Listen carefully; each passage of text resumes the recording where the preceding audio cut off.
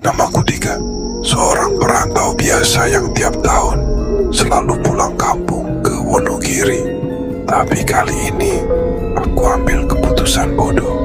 Aku memilih jalur pintas yang melewati hutan tua, yang oleh warga sekitar disebut Alas Wonosari. Orang-orang sudah sering memperingatkan, "Nak, jangan lewat Alas Wonosari saat malam. Itu bukan jalan biasa. Banyak yang tak kembali." Tapi dasar aku ngeyel. Aku pikir itu cuma mitos. Jam menunjukkan pukul 20.30. Langit mendung, udara mulai berat. Jalanan makin sempit dan gelap, tanpa satupun lampu penerangan. Pohon-pohon menjulang tinggi di kiri kanan, seolah membentuk lorong gelap yang tak berujung. Motor yang kunaiki mulai batuk-batuk. Ya Allah, jangan mogok dulu. Tapi doa itu seperti tak didengar. Motor benar-benar mati. Total, aku berdiri di tengah sunyi. Tak ada sinyal, tak ada orang. Hanya ada suara alam. Dan satu suara yang tak seharusnya ada di tempat seperti ini. Gamelan, pelan, teratur. Seperti iringan upacara adat. Ceng, dong, ceng, dong. Aku mencari sumber suara. Dari kejauhan, samar-samar kulihat cahaya obor dan siluet orang-orang berpakaian adat Jawa berjalan perlahan. Ada yang membawa sesaji, ada yang menabuh gamelan, dan di tengah barisan itu, seseorang berpakaian kebaya putih lengkap seperti pengantin Jawa. Rasanya tubuhku kaku, nafasku pendek, kirap manten, badanku. Tapi siapa yang melakukan kirap pengantin tengah malam di dalam hutan? Sebelum aku sempat berpikir lebih jauh, sebuah tangan menyentuh pundakku. Aku menoleh. Seorang perempuan muda berdiri di belakangku. Rambutnya disanggul rapi, wajahnya pucat namun cantik, dan matanya kosong. Dengan suara lirih yang halus namun menusuk hati, ia berkata, "Mas, jangan di sini, bahaya. Ayo, ikut saya pulang." Aku seperti kehilangan kendali atas tubuhku. Kakiku bergerak mengikuti langkahnya tanpa sempat bertanya. Dia berjalan pelan menembus ilalang. Kakinya tak menjejak tanah. Aku mengikutinya seolah tersihir. Saat itu aku belum tahu bahwa langkah kakiku malam itu adalah awal dari perjanjian yang tak bisa kutarik kembali. Sebuah langkah menuju dunia yang dibatasi antara nyata dan gaib, di mana cinta bukanlah anugerah, tapi kutukan. Sebuah langkah menuju dunia yang dibatasi antara nyata dan gaib, di mana cinta bukanlah anugerah, tapi kutukan. Dan malam itu aku melangkah, tanpa sadar, aku sedang menapaki batas antara hidup dan kematian. Langkah demi langkah, aku mengikuti perempuan bersanggul itu menembus kabut dan pepohonan raksasa. Suara gamelan kian dekat, tapi telingaku terasa seperti terendam air. Semua suara teredam, menggema, dan menggigilkan hati. Perempuan itu menoleh sekali, senyumnya tipis, tapi hampa. "Mas, gak usah takut. Sebentar lagi sampai." Aku ingin bertanya, "Sampai kemana?" Tapi lidahku keluh. Mulutku seolah dikunci oleh kekuatan yang tak kasat mata. Tak lama kami tiba di sebuah lapangan terbuka yang dikelilingi pohon beringin tua. Di tengahnya berdiri sebuah pendopo kuno. Tapi bukan sembarang pendopo. Tiangnya kayu jati hitam, lantainya batu andesit, dan di bagian langit-langit tergantung puluhan sesaji yang sudah mengering. Ada kepala ayam, bunga kantil, bahkan rambut manusia. Aroma kemenyan pekat bercampur melati membuat dada sesak. Di atas pendopo itu ada seseorang yang duduk bersimpuh. Perempuan itu lagi, tapi kini ia mengenakan busana pengantin Jawa lengkap, kebaya putih, sigar emas, dan kain batik dengan motif parang rusak. Tunggu, bukankah dia barusan berjalan bersamaku? Aku menoleh ke samping. Dia masih di sana, masih menggenggam tanganku erat. Tapi kini wajahnya berubah, matanya hitam legam. Tidak ada bola mata, mulutnya menyeringai lebar Mas, duduklah. Aku sudah menunggumu. Lama sekali. Darahku membeku. Di detik itu aku sadar, aku bukan sedang diundang sebagai tamu. Aku adalah pengantin prianya. Dada ini serasa ditindih batu. Napas berat, jantung memukul tulang rusuk tak beraturan. Tubuhku gemetar, tapi entah kenapa, kaki ini tetap melangkah ke depan. Seperti ada kekuatan tak terlihat yang menarikku masuk ke dalam pendopo. Langkahku bergema di lantai batu tua. Suara gamelan seketika berhenti. Senyum, semua mata, entah manusia atau bukan, tertuju padaku. Sosok-sosok berbusana adat duduk bersila di sekeliling pendopo. Wajah mereka kabur, matanya kosong. Beberapa bahkan tak punya wajah sama sekali. Hanya kulit pucat dan topeng kaku. Di ujung pendopo dia duduk.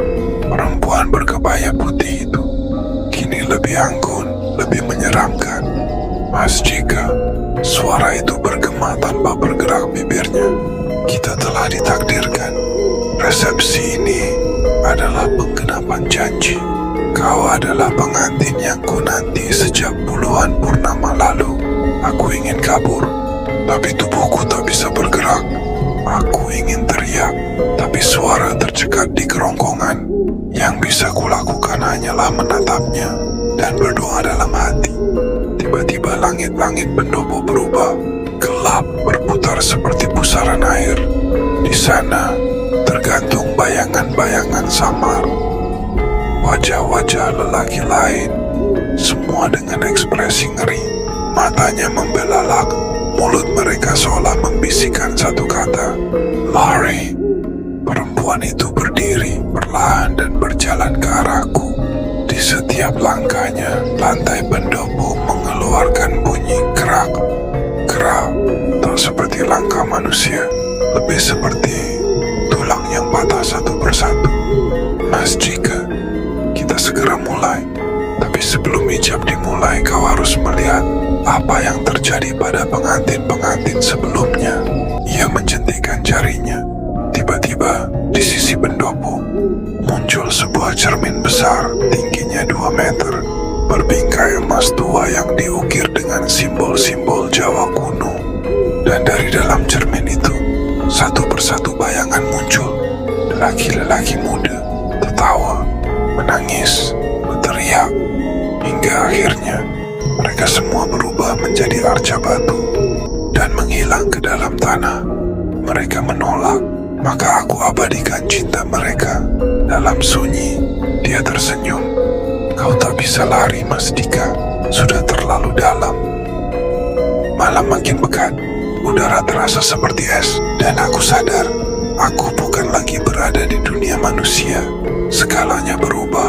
Langit hitam pekat, tanpa bintang, tanpa bulan. Udara membeku. Bahkan napasku sendiri membentuk uap. Tapi tubuhku tetap basah oleh keringat dingin. Perempuan itu, pengantin gaib, menggenggam tanganku dengan tangan yang dingin, tapi kuat. Jemarinya dingin seperti batu nisan. Di matanya tak ada cahaya, hanya kekosongan yang dalam, seperti jurang tanpa dasar. Mas Dika, ijab ini harus dimulai. Jika tidak, rohmu akan terbelah, tersesat di antara dunia. Ia melangkah ke altar batu yang kini berdiri di tengah pendopo. Altar itu tak pernah ada sebelumnya, tapi sekarang muncul begitu saja, lengkap dengan sesaji, bunga kantil, dupa menyala, segelas air kelapa, dan sepotong rambut hitam panjang yang melilit. Dari arah timur, seorang lelaki tua berjubah putih mendekat. Wajahnya penuh keriput, mata kanannya buta, dan tangannya membawa kitab yang tak ku tahu bahasanya. Ia tak bicara, hanya membuka lembar demi lembar. Lalu ia menunjukku, lalu menunjuk si perempuan. Dan dengan suara berat dan parau, ia berkata, "Rino wengi, ingantarane, langit lan lemah. Saksi koyo lintang, ijabe kudu kelakon. Anane jagat kumantung temenmu jalanang." Perempuan itu mengangguk perlahan, dan ia mulai membaca ijab, bukan dengan bahasa manusia, tapi bahasa yang entah dari mana mendengung di telinga, menusuk ke tulang. Kulo trimo panjenengan dados garwa kulo antara jagat lan kalembana. Kepalaku mendadak berat, dunia berputar, suaranya menggema dalam pikiranku. Tak bisa kucegah, tubuhku mulai bergetar hebat. Lalu dari arah barat muncul suara lain. Hentikan ijab itu. Seketika angin bertiup kencang, sesaji beramburan, api dupa padam. Lelaki tua penjaga hijab berteriak keras, "Ora bisa, kuwi sing durung wayahe." Dan dari balik pepohonan beringin, muncullah sosok lain berjubah hitam, membawa tongkat kayu lodan. Wajahnya tak jelas, tapi suaranya seperti berasal dari dasar bumi. Anak iki durung patut dicekel, ora kabeh sing nyasar kudu dari tumbal. Pengantin itu berteriak, matanya berubah merah menyala. Ia menunjuk sosok berjubah hitam itu. "Kowe ngapusi janji, iki aku. Jika wis mlebu wilayahku, rohe dudu duwemu maneh." Aku terduduk. Dunia seolah pecah jadi dua. Suara guntur menghantam tanah, langit robek. Dan di detik itu, aku sadar, aku bukan lagi hanya calon pengantin. Aku sedang diperebutkan oleh dua kekuatan dari dua alam yang tak pernah bisa bersatu. Lelaki berjubah hitam itu melangkah maju. Tanah bergemuruh tiap kali tongkat kayu lodannya menghantam tanah. Bayangan pepohonan di sekitar pendopo ikut meliuk, seolah tunduk pada kehadirannya. Perempuan bergaun pengantin menjerit nyaring. Suaranya bukan lagi suara manusia, lebih mirip rintihan ribuan arwah yang terjebak di antara dunia. "Kowe dudu sopo-sopo kanggo urus janjiku. Iki tanahku, iki pengantinku," teriaknya sambil menunjuk wajah lelaki itu. Tapi si jubah hitam hanya tersenyum tipis. "Janji gaib ora iso ditagih karo darah segarnya. Mas Jika, durung waktumu. Masih anak garis uripmu nang donya." Tiba-tiba langit retak. Bukan petir biasa, tapi benar-benar retak seperti kaca pecah. Dari celah langit yang retak itu, sinar merah darah memancar, menyiram seluruh pendopo. Perempuan pengantin mengangkat kedua tangannya tinggi-tinggi. Dari tubuhnya keluar bayangan hitam berbentuk ular, menjalar ke tanah, mengitari lelaki berjubah hitam. "Wani ganggu resepsi kulo, sampeyan kudu ngerti resikone." Lelaki itu tak gentar. Ia menggenggam tongkatnya lebih erat dan menggambar simbol di udara dengan ujung lodan. Simbol itu menyala merah membara, lalu berubah menjadi perisai angin yang mematahkan bayangan ular. "Mas Dika, lek pengen selamat, koleki akar janji iki, ono ing alas bagian kidul, ing sangi sore watu kilang." Tiba-tiba dunia kembali berputar. Suara gamelan mengaung keras. Pohon-pohon melengkung seperti dibengkokkan tangan raksasa. Pengantin gaib melompat ke udara. Matanya merah membara, rambutnya terurai menjuntai hingga tanah. Aku tidak akan kehilangan lagi. Dan sebelum kesadaranku lenyap, aku mendengar suara si jubah hitam untuk terakhir kali malam itu. "Ingat mas, opo sing ditanam mbien, saiki arep dipanen. Leluhurmu sing gawe janji kuwi, saiki giliranmu bayar."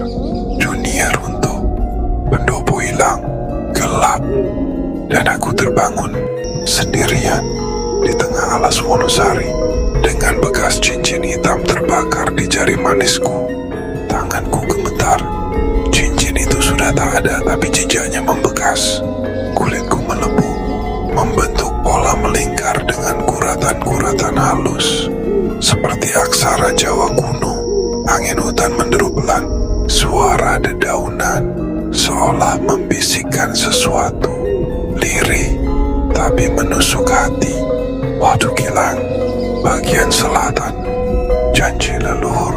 Aku mengulang kata-kata si lelaki berjubah hitam sambil berdiri tertatih.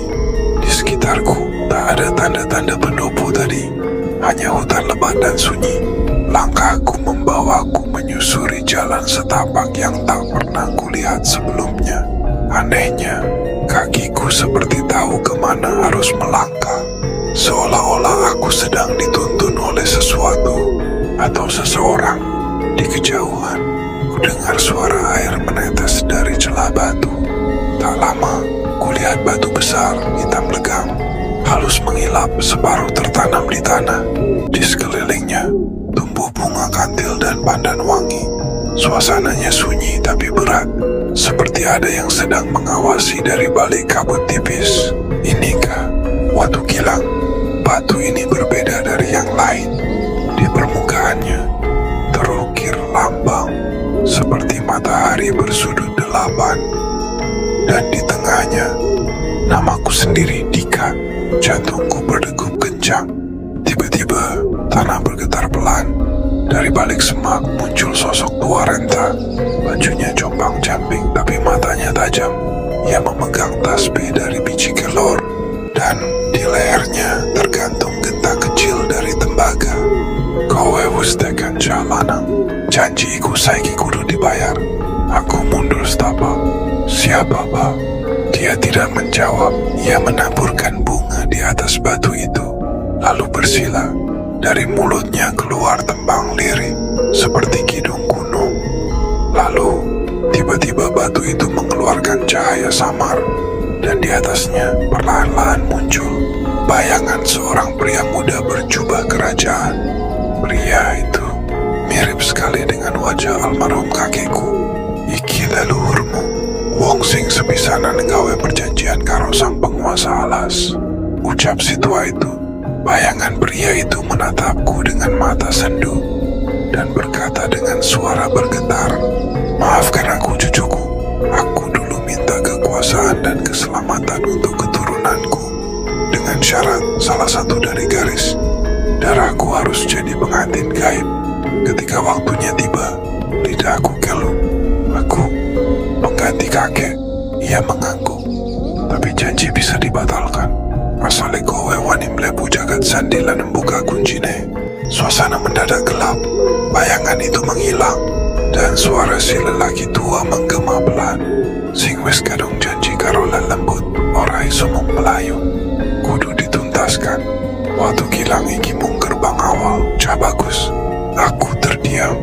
Di kejauhan, suara gamelan kembali terdengar, dan dari balik kabut, sesosok perempuan bersanggul tinggi muncul perlahan, mengenakan kebaya merah darah, dan di tangannya seikat bunga kantil layu.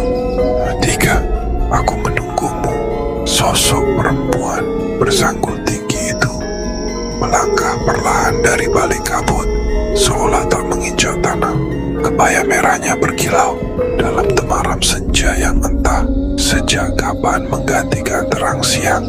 Bunga kantil layu di tangannya ia julurkan padaku, seolah isyarat. "Iki dudu angkeman, Mas," katanya lirih. "Iki undangan." Aku ingin lari, tapi tubuhku tak sanggup bergerak. Kakiku terasa berat, seperti ditanam di tanah. Angin berhenti, hutan membisu. Hanya suara jantungku sendiri yang menggema dalam dada. Perempuan itu tersenyum, tapi senyumnya bukan milik manusia. "Iki wektu pungkasanmu kanggo nolak garis sing wis dipilih leluhurmu. Sakwais kowe mlebu jagat sandi, ora ana jalan bali." Dari belakangnya, kabut mulai berputar membentuk pusaran. Di tengah pusaran itu terlihat gerbang batu tinggi, penuh lumut dan ukiran kuno. Di atasnya terukir aksara Jawa, "Jagat Sandi, Waktu Janji Lanjiwo." Aku menoleh pada si lelaki tua yang masih duduk bersila di sisi Watu Gilang. "Pak, kalau saya masuk, saya bisa membatalkan janji leluhur itu." Ia mengangguk pelan. "Tapi saben pertanyaanmu ono regane, lan saben jawaban ono tumbali." Aku menarik napas dalam, lalu melangkah maju. Setiap langkah terasa seperti melawan takdir yang sudah ditulis berabad-abad lalu. Begitu aku menyentuh gerbang batu itu, dunia seolah terbalik. Angin seperti tersedot masuk ke dalam pusaran. Hutan menghilang, langit menjadi ungu gelap. gelap dan tanah di bawah kakiku berubah jadi jalan dari batu andesit tua memanjang entah kemana. Aku telah memasuki jagat sandi, dunia yang dihuni oleh makhluk-makhluk tak bernama, oleh perjanjian-perjanjian yang tak pernah tercatat dalam kitab manusia. Di kejauhan terdengar suara tangisan anak kecil, lalu gong kecil berbunyi 3 kali, dan seorang penari topeng muncul menari di atas api sambil membawa nampan berisi darah segar. Sugeng Rahu pewaris janji, coba jawab, sopo jenengmu sejatine? Aku mematung, karena tiba-tiba aku lupa namaku sendiri. Lidahku kelu, di kepalaku ada suara yang berusaha menyebutkan nama, tapi kosong, seperti ada lubang hitam yang menghisap ingatan itu. Penari topeng itu masih menari di atas api, gerakannya perlahan tapi mengancam. Nampan berisi darah itu ia angkat tinggi, lalu berkata, "Jeneng iku dudu mung sebutan, jeneng iku kunci. Tanpa jeneng kowe ora ono, ora ana sing bisa nyelametke." Tiba-tiba dari balik kabut terdengar suara langkah kaki. Perempuan berkebaya merah yang tadi menuntunku ke gerbang muncul kembali. Kali ini wajahnya berubah, matanya hitam legam, bibirnya pucat, dan di dahinya tergores lambang segitiga terbalik. Dia menghampiriku. "Kalau kau lupa nama pemberian orang tuamu, maka kau harus temukan nama sejati. Jeneng sejati sing ditulis para leluhurmu." Aku gemetar. Di mana aku bisa menemukannya? Ia menunjuk ke arah jalan panjang dari batu andesit yang kini berubah menjadi deretan gapura berliku. Di setiap gapura tergantung lonceng-lonceng kecil dari tulang, berdenting tanpa angin. 3 gapura, 3 ujian. Di ujung terakhir akan ada cermin waktu. Di sanalah jenengmu disimpan. Aku menoleh pada penari topeng yang kini berdiri diam. Wajah topengnya retak separuh, menampakkan kulit bersisik dan gigi yang runcing. Tapi eling Ca bagus, suara penari itu dalam dan bergaung. Saben gapura nyoba jiwa laniatmu, yen ora kuat, nyawamu bakal dadi tumbal, lan jenengmu ilang sateruse. Aku menatap jalan itu, sunyi, panjang, dan terasa tak berujung. Lalu langkahku maju. Gapura pertama ku lalui. Saat kakiku melewati ambang pertama, dunia seketika berubah menjadi hening total. Tidak ada suara, tidak ada warna, semua hanya putih. Dan dari kejauhan muncul sosok kecil, seorang anak laki-laki tanpa wajah, berdiri sambil memegang boneka. Boneka itu robek dan berlumuran darah. Apa yang lebih penting dari nama? Tanya anak itu dengan suara gema. Aku bingung, tapi sebelum aku bisa menjawab, tanah di bawahku mulai retak. Tangan-tangan kurus muncul dari dalam celah, mencoba menarikku ke bawah. Aku menjerit, mencoba bertahan. Di kepalaku tiba-tiba muncul satu kata, "Aremas." Entah dari mana suara itu datang, tapi kata itu terasa hangat, seolah suara ibu yang memanggil di waktu kecil. Tangan-tangan itu berhenti, anak laki-laki itu perlahan menghilang, dan dunia putih itu berganti menjadi gapura kedua.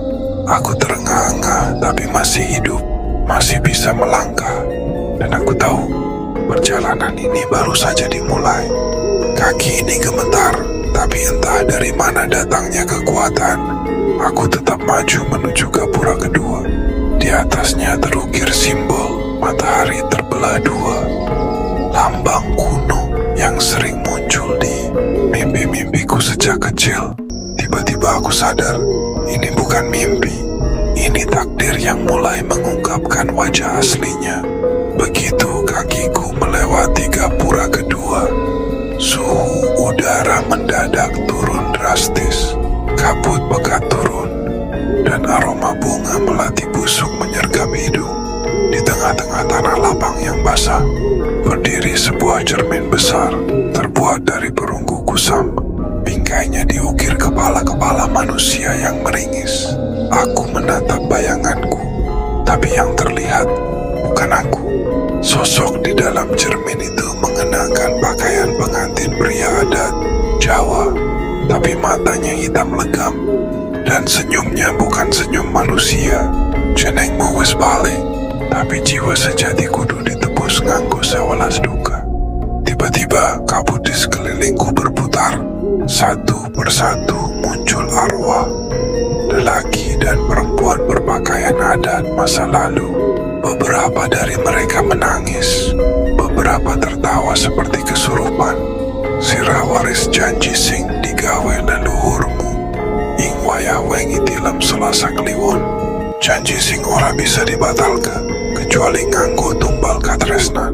Lalu muncul satu sosok yang membuat napasku tercekat.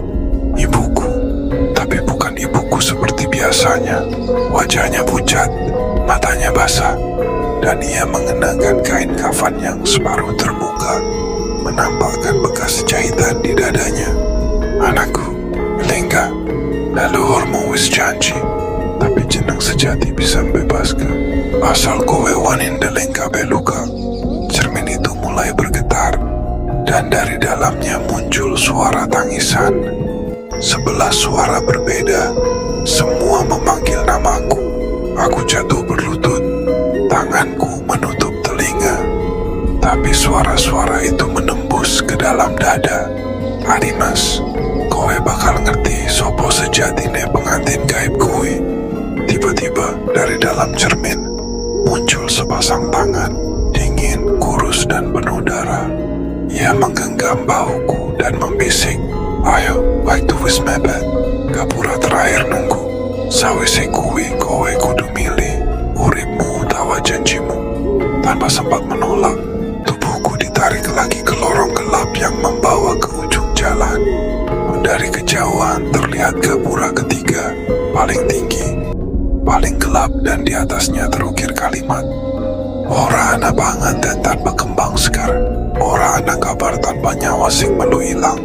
Aku menelan ludah, karena aku tahu di balik gapura terakhir, pengantin gaib itu menunggu, dan mungkin dia tak sabar lagi untuk melihatku. Langkahku berat, seperti diseret oleh takdir yang tak bisa kutolak. Gapura ketiga menjulang tinggi, dihiasi anyaman janur yang sudah menguning dan bau dupa yang menyesakkan dada. Di atasnya suara gamelan samar mulai terdengar, pelan, pelan, lalu berubah menjadi tabuhan keras yang membuat jantungku berdentum tak karuan. Ketika kakiku melangkah melewati ambang ketiga, dunia mendadak berubah menjadi malam pekat. Bulan di langit berwarna merah darah, dan di tengah lapangan tanah yang luas berdiri sebuah pelaminan tua. Aku menjerit, "Aku bukan kowe," tapi gema suaraku malah kembali menghantam dadaku sendiri. Tiba-tiba dari balik reruntuhan pelaminan muncul cahaya remang. Seseorang berdiri di sana, seorang perempuan tua berkebaya lusuh, membawa tasbih tua yang tampak seperti berasal dari zaman kerajaan. Matanya berkabut, tapi suaranya jelas dan tegas. "Kujuku, wis wayahe kowe ngerti. Leluhurmu tahu gawe perjanjian karo Kanjeng Ratu Kidul.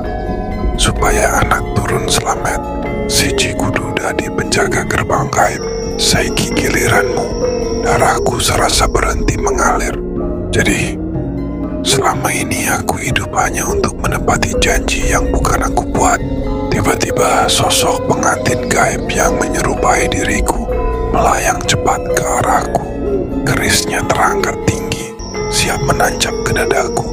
Tapi sebelum ujungnya menyentuh kulitku, perempuan tua itu berteriak, "Tanpa keikhlasan tumbal orasa." Ledakan cahaya menghantam tubuh sang pengantin. Ia terpental mundur, topeng-topeng arwah meleleh, dan untuk sesaat aku merasa seperti bebas. Tapi belum sempat aku menarik napas lega, tanah tempatku berpijak mulai retak. Suara-suara dari dalam tanah kembali terdengar.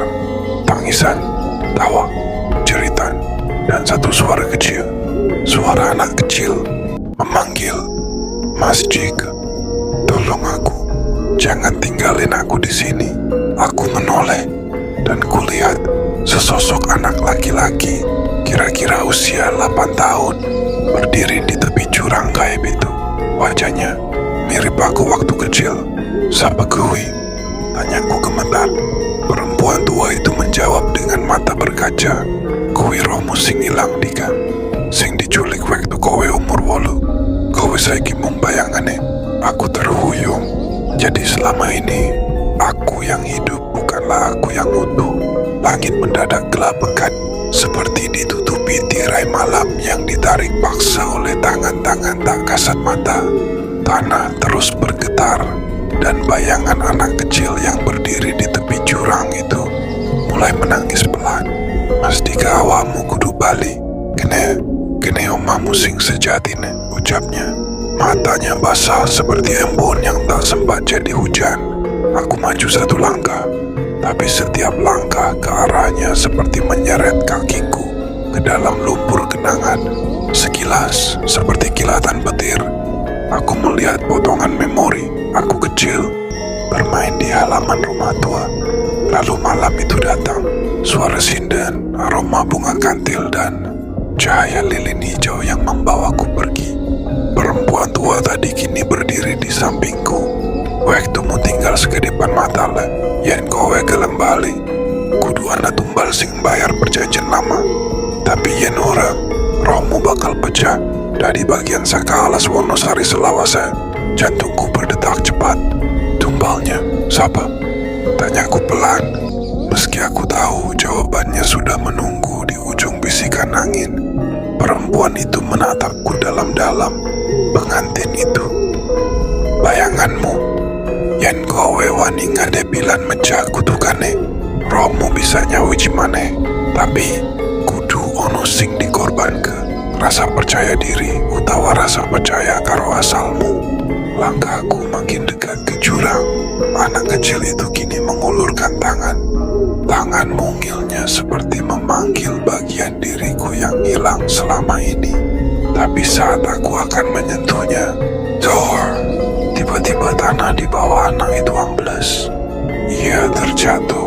Aku spontan menjulurkan tangan dan berhasil memegang lengannya. "Jangan lepas. Aku kamu," teriaknya. Tanganku mulai licin. Di atas, sosok pengantin yang menyerupai diriku muncul lagi, tapi kini dengan wajah yang berubah jadi seram. Mata hitam legam, senyum sobek sampai pipi, dan gaun yang kini meleleh seperti daging busuk. "Kowe ora iso nyawiji maneh. Kowe milih uripmu ning nang laleke aku. Bagian saka jiwamu sing dibuang." Cahaya keris di tangannya menyala merah darah. Dia melompat ke arahku, siap membabat tangan yang sedang memegang sang anak. Tapi tepat sebelum semuanya berakhir, aku berteriak.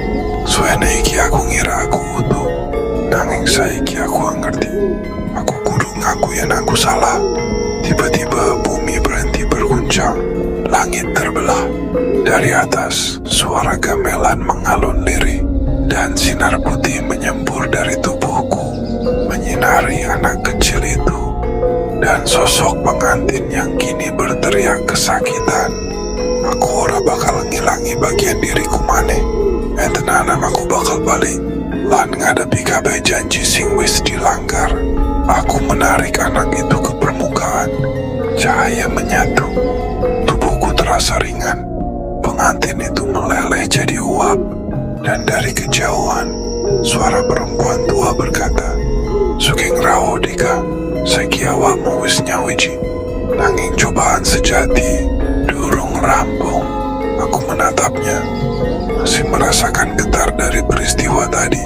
Jiwaku terasa lebih utuh, tapi beban yang kutanggung malah bertambah berat. "Cobaan apa maneh sing kudu tak depine?" tanyaku sambil menatap gelapnya alas Wonosari yang kini terasa makin dalam. Perempuan tua itu menarik napas panjang, lalu berkata dengan suara serak penuh misteri, Gerbang ketiga, le pintu sing ngancik jiwa-jiwa sing ora duwe jeneng, sing kabeh sanget tening ati slamet. Kowe kudu mlebu ngadepi sawijining sosok sing ora nganggo wujud, nanging bisa ngerebut kabeh kenanganmu. Hatiku berdebar. Aku tahu ini bukan sekadar perjalanan fisik, tapi ujian jiwa yang bisa menghancurkan akal sehatku.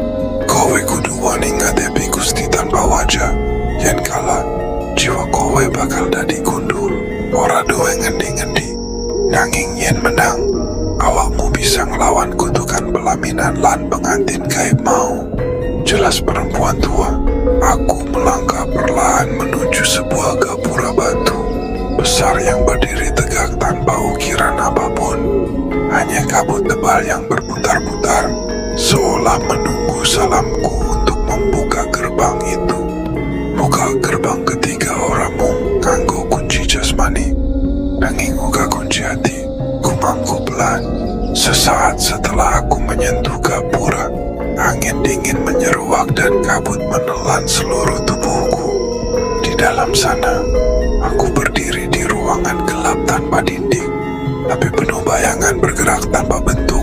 Suara-suara bisikan yang tak jelas asalnya memenuhi telingaku, menyusup ke pikiran dan membuatku hampir gila. Tresnamu, keberkayanmu, kenanganmu, kabeh bakal disaring. Suara bergema tanpa arah. Tiba-tiba dari kegelapan muncul sosok samar tanpa wajah, tapi aura gelapnya begitu pekat sampai aku bisa merasakan dinginnya menusuk ke tulang. Siapa kowe?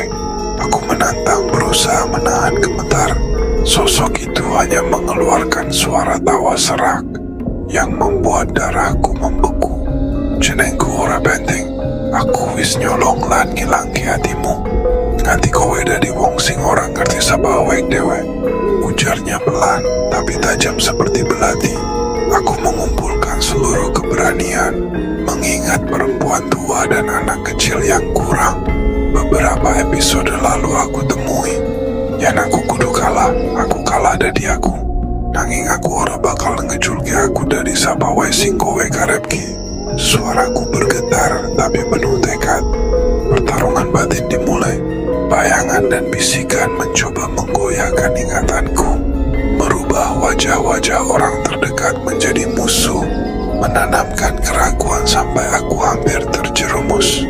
Namun, dari dalam diriku muncul suara kecil, suara anak kecil itu, suara perempuan tua, suara hatiku sendiri yang terus mengingatkan, kowe anak leluhur alas Wonosari. Kowe dudu sosok tanpa jeneng, tetap eling, tetap tegar. Dengan segenap kekuatan, aku mengeraskan tekad.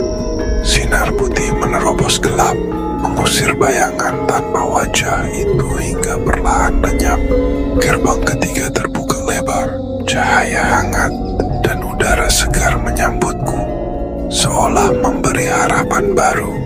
Tapi di ujung lorong cahaya, aku tahu ada sosok lain yang menunggu, sosok yang lebih berbahaya, lebih licik, dan berhubungan langsung dengan kutukan pelaminan. Langkah kakiku terhenti sesaat, tatapan membeku menatap sosok yang mulai muncul perlahan dari balik kabut putih itu.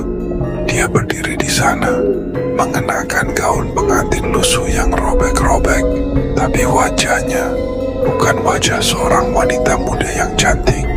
Tidak sama sekali. Wajah itu seperti kulit yang menempel tipis, penuh luka dan retakan. Dengan mata merah menyala penuh dendam, senyumannya adalah ancaman, bukan sapaan. Jika awakmu durung ngerti apa sebenarnya sing kowe jalani, suaranya parau, menggema ke seluruh lorong.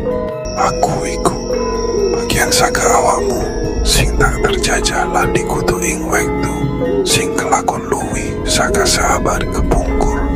Hatiku nyeri, semua potongan teka-teki mulai terungkap. Pengantin gaib ini bukan sekadar roh jahat, dia adalah cermin dari masa lalu, keluargaku yang kelam. Dia melangkah mendekat, dan setiap langkahnya meninggalkan jejak bau anyir kematian dan duka. Aku dikutuk amarga tresna sing ora tahu ketemu panggonan. Aku kudu ngenteni suamiku balik, nanging suamiku wis ora ana. Iki kutukane lan saiki awakmu dadi gantine. Mataku terbuka lebar, mencoba menerima kenyataan yang pahit. Nyandi suamimu, kok aku ora tahu kabeh iki. Pengantin itu tertawa, suara dinginnya menusuk. Karena kowe nglalekake sejarah mule, amarga kowe milih urip bebarengan wong liya. Nanging aku tetep nunggu balahan janji. Aku terdiam, seluruh tubuh menggigil. Ternyata kutukan ini berakar dari janji yang diabaikan oleh leluhur keluargaku. Janji yang tak pernah ditepati, membuat jiwa ini terperangkap abadi. Saiki kowe kudu milih Dika, tetep urip kanthi hati sing pecah, utawa nambah aku dadi bagian saka uripmu supaya kutukane ilang. Nanging karo resiko hilang identitasmu, hatiku berperang antara cinta dan nyawa, antara masa lalu dan masa depan. Aku sadar pilihan ini bukan sekadar soal diriku, tapi juga nasib leluhur dan masa depan alas Wonosari. Sosok pengantin itu mulai mendekat, dan aku tahu keputusan akan segera datang. Jantungku berdetak keras, seolah hendak meledak. Antara takut dan bingung, aku mencoba merangkum seluruh keberanian yang tersisa. Kalau aku terima, apa artinya aku harus kehilangan diri sendiri? Apa aku bakal hilang seperti leluhurku? Pikirku dengan penuh kegelisahan. Pengantin itu tersenyum getir, matanya yang merah berkilauan seperti bara api. Kowe ora bakal hilang, nanging dari siji karo aku. Mlebu ing jiwa siji, sing ora tau pisah nganti tekan akhir zaman. Suara itu menghipnotis, mengalir ke setiap sudut pikiranku. Namun dari kejauhan, ada suara lain yang mulai terdengar. Suara lirih tapi tegas, menggetarkan hati. Jika ojo gampang nyerah, iki perjuanganmu ganggu awake dhewe lan kabeh sing kowe tresnani. Aku terkejut. Suara itu datang dari dalam diriku sendiri, gabungan dari semua kenangan, harapan, dan cinta yang pernah aku tinggal. Aku memejamkan mata sejenak, mengingat wajah ibu, bapak, dan anak kecil yang pernah aku tolong. Mereka adalah alasan aku harus kuat, tidak boleh menyerah pada bayang-bayang masa lalu. Kalau aku menyerah, aku akan kehilangan mereka semua. Bisikku dalam hati. Dengan segenap tenaga, aku melangkah mundur, menjauh dari sosok pengantin itu. Aku menolak menjadi korban kutukan dan kehilangan jati diriku. Suaraku tegas walau gemetar. Pengantin gaib itu tertawa pilu. Walah, kowe bender. Nanging, perjuanganmu durung rampung. Dika, kowe kudu terus ngadepi iki kabeh nganti tekan pungkasan. Kabut di sekelilingnya mulai membesar, menelan sosok itu hingga hilang dari pandanganku. Aku terdiam, napas memburu, tapi ada secerca harapan di dada. Aku sadar, kutukan ini memang berat, tapi aku tidak sendiri. Langkahku makin tegap meski hati masih bergetar. Di balik gelap dan kabut, ada kekuatan yang lebih besar daripada rasa takut dan kutukan leluhur.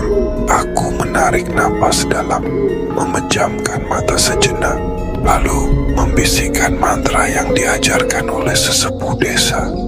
Mantra yang katanya bisa memutus rantai kutukan dan mengusir roh pengantin gaib itu.